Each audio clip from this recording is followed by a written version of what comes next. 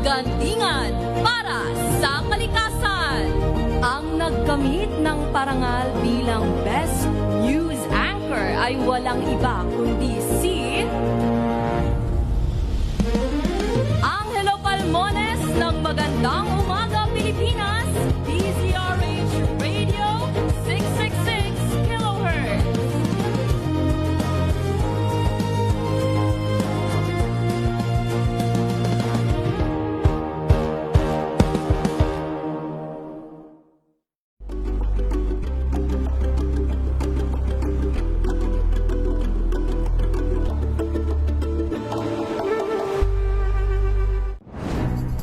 Good vibes ang hanap mo? Dito ka na sa sigurado! Mula sa mga istoryang nagbibigay ng inspirasyon hanggang sa mga kwentong may dalang solusyon. Mga balitang pampagaan ang pakiramdam at pampaganda ng araw. Hindi lang basta good news, kundi the better news. Mula Lunes hanggang Biyernes, 1:00 ng tanghali sa DZRH TV.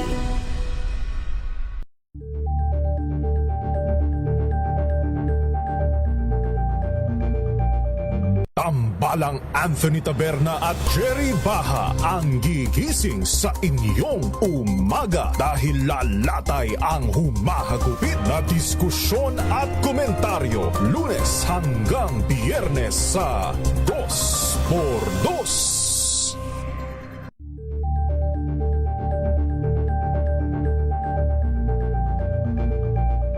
Abangan this Saturday. Becoming Level As Beyond. We are Believe, and you're watching Scene Zone. Kumakanta-kanta na rin po ako. Sa? Napanood ka namin somewhere. The Voice. Hindi ako kumakain. Either. Online? Kasi nakikita ko lahat nire-restore niya. Okay. Believe. At humandang ma-LSS sa kanilang kantang Mahika. Ikaw, yeah. Bihag mo na parang mahika. Alas 12 ng tanghali, dito lang sa DZRH TV.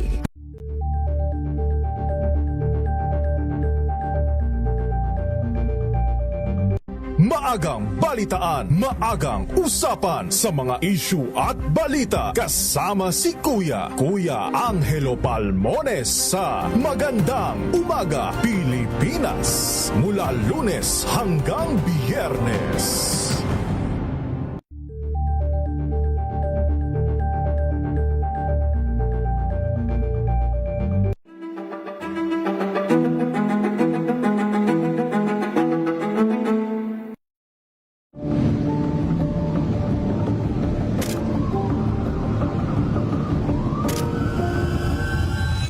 Nagiging car-centric sila because they're not yet, kumbaga, satisfied with our mass public transport system. Of course, lahat naman ng ginawa, kailangan mo munang daanan yung sakripisyo.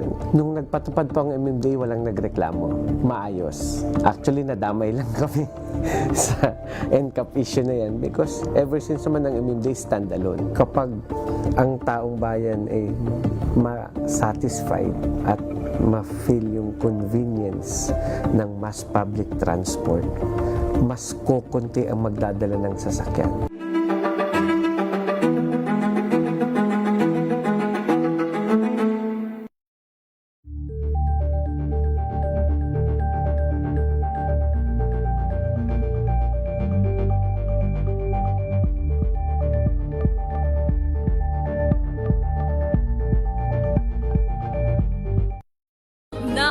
Gantingan para sa kalikasan.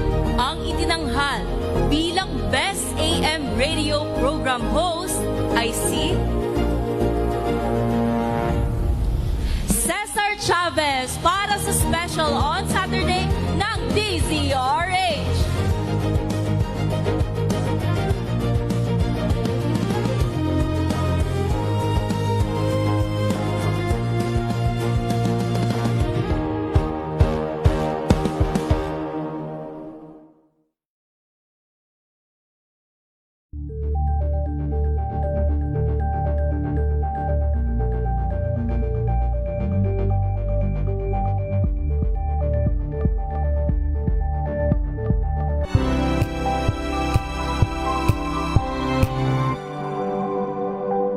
Wow, ang saya. Isang barangay na labada? Puro mancha pa! Goodbye, pahinga! Mommy, isang laba lang yan sa Pride Bar Blue. May powerful stain-away enzymes na malupit sa dumit mansya. At di masakit sa kamay! Isang laba lang yan! Hello, pahinga! Hello, Pride Bar Blue! ACS!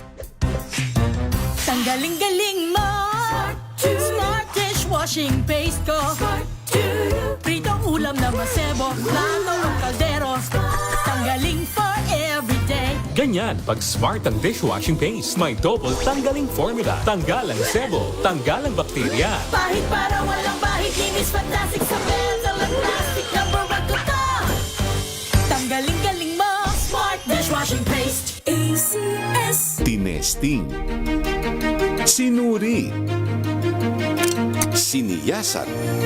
Ang resulta? Super effective ang Shield sa pagpatay ng bakterya at virus. Shield Antibacterial Soap. Believe ang mga eksperto sa Philippine Nurses Association. At si Mami. Tiwala ako sa Shield. Shield Antibacterial Soap. Napatunayang mabisa. Ang mga nurse, tiwala. Sa lahat ng bagay, simula pa lang, siguraduhing max protection na. Kasi pag kulang ang proteksyon, baka madaling masira. Sa ngipin, dapat may max protection din. Max Alaga ng Unique Toothpaste.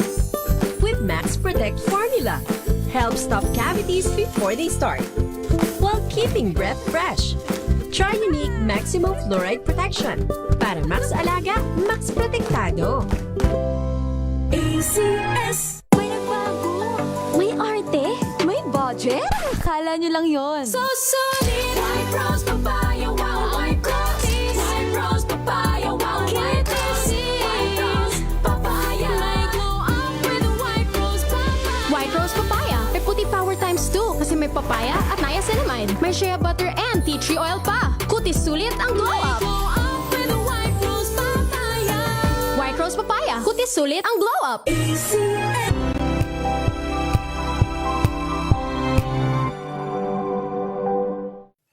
Mga balitang gigising sa inyong umaga. Mga balitang kailangan mong malaman. Mapapakinggan sa ACS Balita sa 2x2. Kasama sina Anthony Taberna at Jerry Baha. Lunes hanggang Biyernes.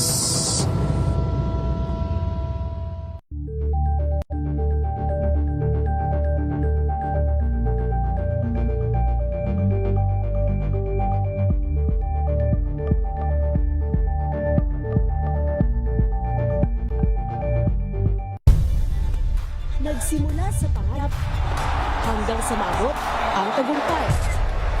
Iba't ibang kwento, iba't ibang mukha ng atletang Pilipino.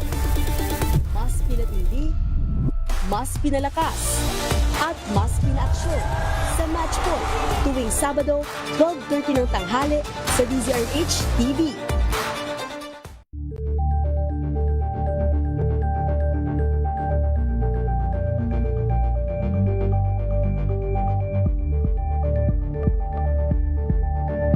Walang tigil na impormasyon at tuloy-tuloy na reports kasama ang buong puwersa ng DZRH sa buong Pilipinas. Mula Luzon, Visayas at Mindanao. Lahat ng malalaking balita, maiinit at viral. Hagip ng pinakamalawak na newscast sa buong Pilipinas. Rapido Hataw Balita. Rapido Hataw Balita. Kasama sina Ray Sibayan at Romel Fuertes. Rapido Hataw Balita. Mga malalaking balita, hahataw na! Rapido Hataw Balita. Magandang hapon ho, Luzon, Visayas, Mindanao. Sa ating pong Rapido Hataw Balita ngayon pong Thank God It's Friday, May 29, 2026. Sa ating pong headlines, warrant of arrest laban kay Senador Jingo Estrada inilabas na ng Sandigan Bayan. Pangulong Marcos sa GCA pinagtibay ang mas malawak na ayuda para sa infrastruktura, kalusugan at maging sa climate. Dalawang army recruit nag-collapse habang nasa pagsasanay dyan po sa may Tarlac, patay. Kaso laban sa mga senador ng mayorya, tinawag na political persecution ni Senador Amy Marcos. Aligasyon na may functional control si Leyte Congressman Martin Romualdez sa flood control controversy inalmahan. Department of Education kinalampag sa mataas na porsyento ng senior high school student na hirap sa reading comprehension. Ha? Naku, ito naman, bad news naman to, partner. Ano ba naman to? Hindi, rollback eh. Ay, rollback. Ay, nga pala, good news. Okay, sige, good news pala. Akala ko oil Big price time, big time pa nga, ikaw big talaga. time pa, ha? Oo, Wow. big time. Gaano ka big time ba tong sinasabing oil price rollback? Ano ha? Asahan daw po ito sa susunod na linggo. At mahigit sa 2 milyong pisong halaga ng shabu kumpiskado, 2 ang arestado sa probinsya ng Quezon. Rapido, hataw, balita. Ano po mga lingkod sa pagbabalita, sina Ray Sibayan At Romel para Fuertes, sa DZRH, una sa Pilipinas. una sa Pilipino. Sa ating mga balita, naglabas po ng warrant of arrest at hold departure order ang ikalawang dibisyon ng Sandigan Bayan laban po kay Senador Jingo Estrada kaugnay ng umanay pagkakasangkot nito sa flood control kickback scheme. Gayon din ay sina dating DPWH Secretary Manuel Bonoan at iba pang dating opisyal ng DPWH National Capital Region. Kasama rin sa may warrant of arrest at HDO hold departure order ang correspondents na ni Estrada na sina Engineer Denril Cortuna, Engineer Arturo Gonzales Jr. at Engineer Manny Bulosan. Ikinukonsidera ng Department of Interior and Local Government ang pagtatakda ng pabuya para sa mabilis na ikadarakip ni Senador Ronald Bato de la Rosa. Ngayon pa man sinabi ni DILG Secretary John Vic Remulla na sa ngayon ay hindi pa napapanahon na magpatong ng reward sa ulo ng mambabatas. Ayon sa kalihim, tuloy ang manhunt para matukoy ang lokasyon o ang pinagtataguan ni de la Rosa. Idinagdag ni Remulla na lahat ng available resources ay handang gamitin upang isilbi ang warrant of arrest laban sa senador. Kasabay nito mapila si Remulla kay de la Rosa na sumuko na lang kaakibat ng pangako na irerespeto naman ang kanyang karapatan. Aba, big time rollback nga, partner, ha? Namumuro ho. Ang malaki ang tapyas presyo po sa petroleum products sa pagpasok po ng buwan ng Hunyo. Naku, salamat naman po Lord, ha? Ayon po sa Department of Energy, ang nagbabadyang rollback ay batay po sa 4 na araw na trading sa Means of Plot Singapore. Batay po sa pagdaya ng energy sources, aba, maaari daw mag-rollback ng hanggang 8 pesos. Wow! Malaki yan. Ang presyo ng bawat litro ho ng diesel. Ang gasolina naman ay maaari daw mag-rollback ng 4 na piso ang bawat litro. Ano ho? Ito mas malaki ha, sa kerosene ha. Magkano? Baka raw umabot ng 10 piso. Uy. Ang rollback sa bawat litro ho ng kerosene. Samantala, antabayan na naman ng DOE ang isusumiting price adjustment rate ng oil companies para daw pag-aralan o timbangin bago ipatupad ng halaga na ibababa epektibo sa araw ho ng Martes.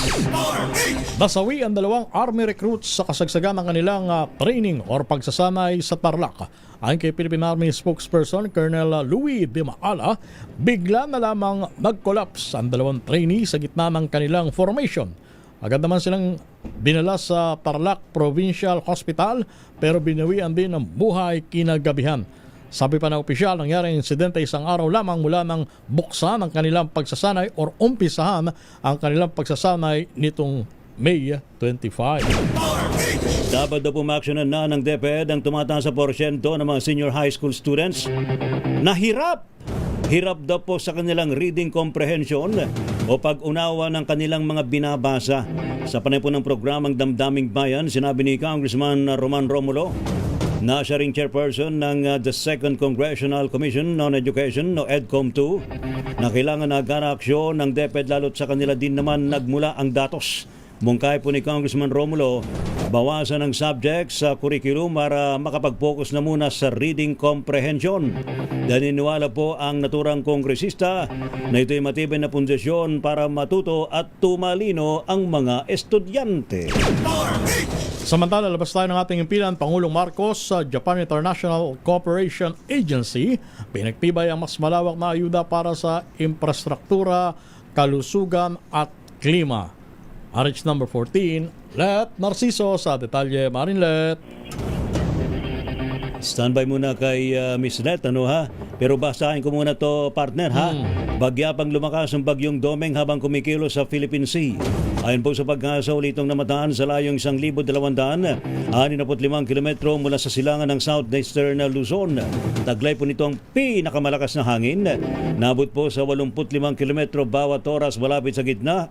At bugso ng hangin nabot naman sa 105 kilometro bawat oras habang kumikilos pahilagang kanluran sa bilis na 15 kilometro bawat oras. Sa ngayon po ay wala pa itong direktang epekto sa bansa, subalit palalakasin daw po nito ang southwesterly wind flow na magdadala naman ng mga pagulan sa kanlurang bahagi ng Pilipinas. Sa forecast ho ng pag-asa, lalakas pa ang bagyo hanggang sa umabot ito sa typhoon category. Ano ho?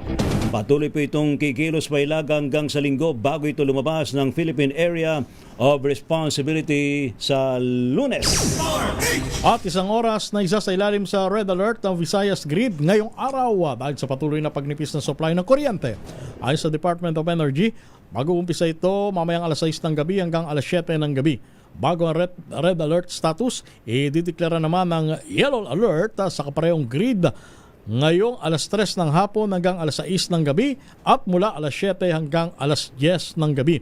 Dahil ito sa unavailability ng 4 na malalaking coal plants sa Visayas, pumalo sa 2,400 o 542 megawatts ang peak demand sa Visayas sa grid ngayong Biyernes. Subalit 2,562 megawatts lamang ang available capacity ng mga planta. Rapido, hataw, balita. At ngayon sa rapido ho ng ating mga report, Pangulong Ferdinand Marcos Jr., Japan International Cooperation Agency or JICA, pinagtibay daw po ang mas malawak na ayuda sa infrastruktura, kalusugan at klima. Ating alamin sa report ni RH14, Let Narciso. Miss Let. Ray Romel, nagkasundo sina Pangulong Ferdinand Marcos Jr. at Japan International Cooperation Agency President Tanaka Akihiko na mas palawakin ang kooperasyon ng Pilipinas at Japan sa infrastruktura, kalusugan, climate change at mga programang pangkaunlaran sa Mindanao. Sa pulong ng Pangulo at ni Tanaka sa Tokyo, tinalakay nila ang mga proyekto sa railway system, kalsada at tulay, disaster risk management at suporta sa Philippine Coast Guard kabilang ang pagbili ng patrol vessels at pagpapaunlad ng PCG base sa Subic. Ayon sa Presidential Communications Office, nananatili ang Japan na pinakamalaking provider ng official development assistance sa Pilipinas. Umaabot ito sa halos $14 billion o higit 33% ng kabuang ODA portfolio ng bansa noong Disyembre ng nakaraang taon. Target din ng Japan ang pagpirma sa 9 na bagong loan projects ngayong taon na nagkakahalaga ng halos $2 billion. Kabilang sa mga proyektong target na ipatupad ang Build Universal Healthcare Program, Sub-Program 3 at Climate Change Action Program, Sub-Program 3. Kapwa inaasahang magbibigay ng karagdagang suporta sa mga inisyatiba ng bansa para sa pangangalagang pangkalusugan at climate resilience. Ito si Let Narciso para sa DZRH. Una sa Pilipinas, una sa Pilipino.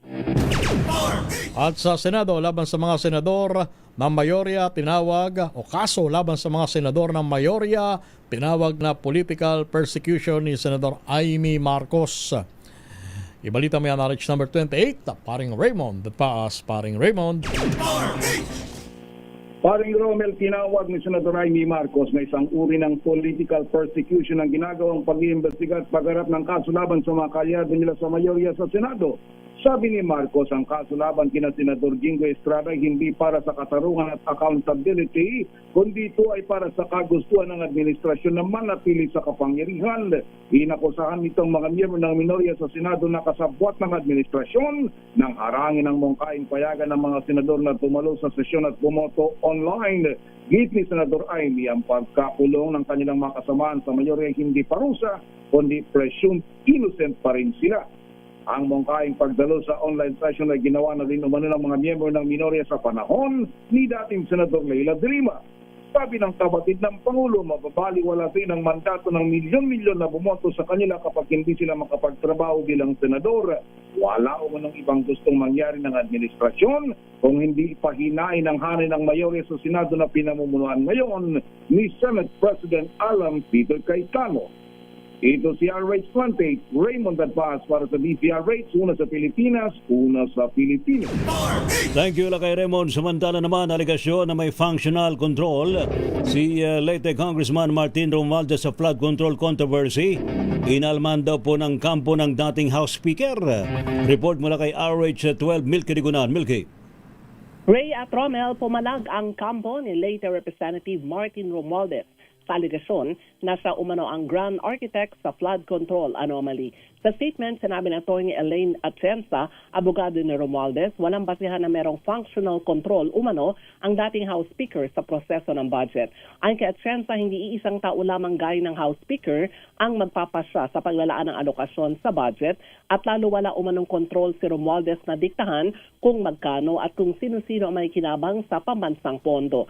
Sa ilalim ng sistema, sinabi ni Atienza, ang budget proposal sa isinusumite ng iba't ibang government agencies kinoconsolidate sa National Expenditure Program at inilalatag sa Kongreso. Binigyang din ni Atienza ang pagtuturo kay Romualdez bilang grand architect ng flood control anomaly ay hindi nakatutulong sa paghahanap ng katotohanan na dapat ay nakabase sa mga ebidensya at hindi sa mga alegasyon. Una rito, paulit-ulit na sinabi ni Romualdez na handa siya makiisa sa patas na investigasyon ng walang anumang paghuhusga.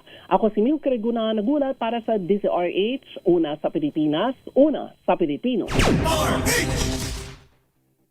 Samantala, alegasyon or Pilipinas at New Zealand mas paigtingin pa ang trade at investment cooperation sa pamamagitan ng isang joint economic arrangement. RH number 4, Miss Karen Oyong sa detalye, Miss Kay.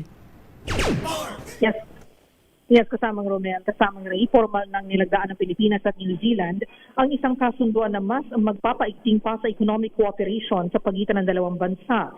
Sa sidelines ng 2026 APEC Ministers Responsible for Trade o MRT meeting na ginanap sa China kamakailan, nilagdaan ng Pilipinas at New Zealand ang bagong Joint Economic Commission o JEC arrangement. Magsisilbi umano itong formal na bilateral architecture na ang layunin ay mas palawigin ang trade, manghikayat ng mga targeted investments at mas palakasin ang regional supply chains. Pinangunahan ni Department of Trade and Industry o DTI Secretary Cristina Roque at New Zealand Minister for Trade and Investment Todd Macleay ang naturang seremonya. Sa kanyang social media post, sinabi ni Minister Macleay na kasabay ng selebrasyon ng ika-60th anniversary of diplomatic relations sa pagitan ng dalawang bansa, umaasa siyang sa pamamagitan ng JEC ay mas palalakasin pa ang trade, investment at cooperation sa pagitan ng New Zealand at Pilipinas.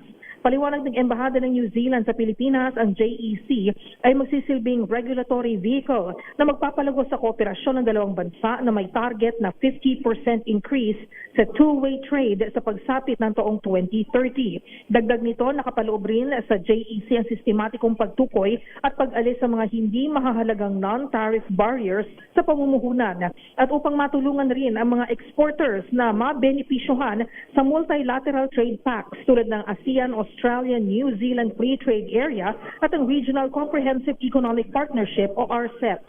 Unang nabuo ang konsepto ng JEC noong April 2024 kasabay ng official visit dito sa Maynila ni New Zealand Prime Minister Christopher Luxon kung saan nagbigay si Luxon at Pangulong Ferdinand Marcos Jr. ng direktiba sa kanilang mga trade officials na maglatag ng roadmap upang ma-elevate ang bilateral ties patungo sa isang comprehensive partnership pagsapit ng 2026. Pangunahing layunin ng JEC ang maging mekanismo upang maisakatuparan ang naturang economic upgrade. Ako si RH4 Karen Oyong, nag-uulat para sa DZRH, una sa Pilipinas, una sa Pilipino. Thank you, Miss Karen Oyong. Samantala, ito daw pong si Senador Jingo Estrada. Aba, kailangan daw po ng knee replacement. Ating alamin sa report ni RH52 Edniel Parosa. Edniel. Ibinunyag rin ni Interior Secretary John Vic Remulla na may iniindang karamdaman sa tuhod si Senador Jinggoy Estrada. Sa panayam ng reporters dito sa Campo Karingal, sinabi ni Remulla na magpapa-knee replacement ng nabanggit na mambabatas. Ito man ang pangunahing inaalala ni Estrada sakaling maaresto dahil sa pagkakasangkot sa kickback sa flood control projects.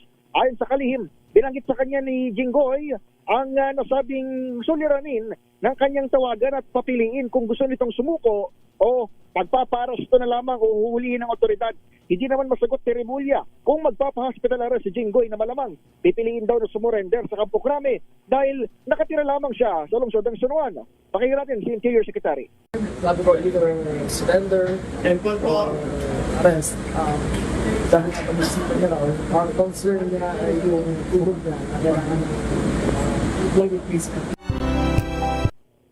Ayon kay Remulla, siya mismo ang maghaharap kay Estrada sa korte katulad noong sumuko sa PNP si dating Senador Bong Revilla. Pero anti-graft court na ang bahala kung saan ito tuluyang i-commit ng mga bilanggo si Senador Jinggoy Estrada. Pagkatapos ng balita na naglabas na ng arrest warrant ng Sandigan Bayan 2nd Division, ay nakaantabay rin ang media dito sa PNP sa may susunod na hakbang ng pambansang pulisya, partikular na ang Criminal Investigation and Detection Group. Ako si Edniel Paulosa, nag-uulat yan sa Langaray. Nagsimula na ba yung shoot fest ninyo sa PNP Press Corps? Nandito tayo mismo sa Fourth Invitational Shoot Fest Langaray. Ikaw na lang inahantay eh. Oo nga saka si paring Romel. Oo, ay naantay na lang kayo dalawang mga lakay. Hanggang Sunday ito, dito sa Camp Karingal, kung di matapos ngayon ng 4 p.m. by tomorrow, malamang at Sunday, ay tuloy-tuloy itong shoot fest na ito ng So PNP. si Secretary John Vic saka si General Nartates sabay tumudla din, pumutok na. Si Chief lang, si General Tatang lang, nag-excuse si SILJ sa kanyang binabanggit ayaw niyang makunan na may hawak ng baril while in function habang nasa trabaho siya. Tama naman. Pero nagano siya rito, nagbukas ng shoot fest ng PNP Press Corps at dito nga binanggit itong mga update doon sa pag-uusap nila sa Senator Jinggoy Estrada. Kumpiyansa si Secretary Remulla na mas pipiliin ng senador na sumuko, lalo pa ito na yung ikatlong beses na siya ipaghaharap o ipaaresto ng batas. Alright. Salamat, Edniel. Thank you. Wala rito sa QCP headquarters. Balik sa inyo, Ray at Romel. Thank you so much, Edniel Parosa mula dyan sa Campo Karingal. Isa naman sa mga abogado ni gambling tycoon Atong Ang, kinasuhan ng obstruction of justice sa DOJ ng 5 pamilya ng missing sabungero. Ibalita mo yan na Rich number 9, Miss Tina Nolasco. Tina. Romel, sasampahan ng obstruction of justice sa Department of Justice ng 5 pamilya ng missing sabungero ang abogado ng negosyanteng si Atong Ang na si Atty. Caroline Cruz dahil sa umunoy panunuhol sa pamilya ng missing sabungero. Kabilang sa mga nagsampa ng reklamo ang pamilya ng mga nawawalang sabungero na sina Ferdinand Dizon, John Claude Inonog, John Lasco, Nerio Antecristo at Melbert Santos. Ayon kay Olin Lasco, kapatid ni John Lasco, nakatanggap umano ng 20,000 pesos kada kinsenas at katapusan o aabot sa 40,000 pesos kada buwan. Simula pa noong Abril ang nasa 20 pamilya na dating kasama nila sa pakikibaka para sa ustisya, bagay na kanilang ikinalulungkot. Para kay Miss Olin, matagal na nilang ipinaglalaban ang kaso at hindi nila maaatim na tumanggap ng suhol mula sa kalaban. Git nito, multuhin sana ng mga missing sabungero ang kanilang pamilya na umano'y tumanggap ng suhol. Pakinggan natin si Miss Olin Lasco. Yung ginagawa nila sa kamag-anak nila, multuhin sana sila. Kasi kami hindi namin maaatim na tumanggap ng pera galing sa kalaban. Ang sakit noon na pinagpalit nila sa katiting na pera. Diba? Kung makakasigaw lang yung kanilang kamag-anak kung nasaan man. Diba? Habulin sila ng konsensya nila. Mula rito sa Department of Justice, ito si RH9 Nolasco para sa DZRH, una sa Pilipinas, una sa Pilipinas. Thank you, RH9 Tina Nolasco. Samantala naman, Vice Gov at 11 bukal sa Catanduanes, abay pinatawan daw po ng ombudsman ng 6 na buwan na preventive suspension dahil daw po sa manumalyang paggamit ng Quick Response Fund. Report mula kay RH5, Val Gonzalez. Val. Ray, 6 months preventive suspension ang ipinatawa ng Office of the Ombudsman laban kay Catanduanes Vice Governor Robert Fernandez at labing isang mga board member ng lalawigan. Sa inilabas na kautusan ni Ombudsman Jesus Crispin Remulla na may petsang May 22, 2026, walang tatanggaping sweldo habang suspendidong nabanggit na mga provincial officials. Nagugat ang kaso sa reklamong isinampa mismo ni Catanduanes Governor Patrick Alain Atanza na may kinalaman sa manoy irregularidad sa tamang paggamit at paglalaan ng 30.5 billion piso mula sa Quick Response Fund of QRF ng lalawigan matapos ang pananalata ng Super Typhoon Uwan noong November 2025. Lumalabas sa reklamo na pinago ng Sangguniang Panlalawigan ang approved plan ng CDRRMC at inilipat ang mahigit 26 na milyong piso sa Cascade imbes na relief goods. Hindi umano ito ng prubahan o pinito ni Governor Catanduanes dahil bawal ito sa ilalim ng DBM, DILG, and DRRMC Joint Circular. Dahil sa ginamang ito ng mga official sabi ng complainant, nagdulot ito ng pagkakaantala ng tulong sa mahigit 39,000 pamilyang apektado. Maliban dito, inakusahan din sila sa pagharang sa MOA sa tisod para sa construction materials. Ang kaantala ng 2026 budget at pagdideklara kay Asam sa bilang persona non grata noong buwan ng Enero. Bukod kay Vice Governor Robert Fernandez, kabilang sa mga sinuspinde. Ito, papantitin ko isa-isip ko mga pangalan para sa mga taga-Catanduanes. Narito ang mga suspendidong mga provincial board members na pinatipilangan ni na Jose Pantalidoy, Giovanni Valmadrid, Jose Romeo Francisco, board member Alvin Rodriguez, Edwin Tanael, Lorenzo Templo Nuevo Jr., Arnel Torado, Dean Roberto Vergara, Tito Villamor, Santos Sape, at board member Rafael Zuniga. Bukod sa kasong kriminal, kabilang sa mga administrative cases na kinakaharap ni na Fernandez at iba pa ay grave misconduct, grave abuse of authority, at conduct prejudicial to the best interest in service. Samantala, Romel at Ray, dito naman sa Sandigan Bayan, ay hinihintay na dito sa 2nd Division yung abisong nakarating mismo doon sa tanggapan nitong si Senador Jinggoy Estrada na ngayong hapon ay magpupost o magbabayad ito ng 70,000 bail dahil nga doon sa inilabas na arrest warrant laban sa kanya dito sa 2nd Division ng Sandigan Bayan kaugnay sa kasong grabe. Ako si Val Gonzales, DJ Ray Chula sa Pilipinas. At sa siyudad ng Nabotas, mahigit 3,000 mag-aaral ang tumanggap ng ayuda mula sa pamahalaang lokal. Alamin natin ang detalye. Edwin Duque, Edwin. Tama, Kuya Romel, may kabuang 3,776 British computers ang nakatanggap kanina ng kandaan sa piso. Habang ang 1,986 kumpleto sa van ay nabigyan din ng 1,000 piso. Ay kay Mayor Jan de Chanco, simula ngayong taon, ang mga grade 10 completers ay kasama na rin doon sa mga graduation and safety program ng lungsod. Ito sa bisa ng City Ordinance number 2026-03. May 2,722 grade 10 completers na van ang nakatanggap ngayon ng 1,000 pesos. Samantala mga graduate na napunta sa Philippine College na maray tatanggap din ng 1,005 pesos. Kasunod ng graduation ceremony sa huling bagay ng taong ito, sinabi ng alkalde ng lungsod ay natuloy nakatuon doon sa pamumuhunan sa edukasyon at pagkilala sa pagsusumikap ng bawat mag-aaral. Ang edukasyon niya ay isa sa pinakamahalagang pamumuhunan na maaari nila na gawin para doon sa kinabukasan at ang kanilang lungsod sa pamagitan pa rin ng mga insentibo. Arizona 302 hinagulat sa TCRH una sa Pilipinas, una sa Pilipinas. Rapido, hataw, balita. Standby mga balita mula po sa mga probinsya. Pilipinas ang oras sakto, 12:30 ng hapon.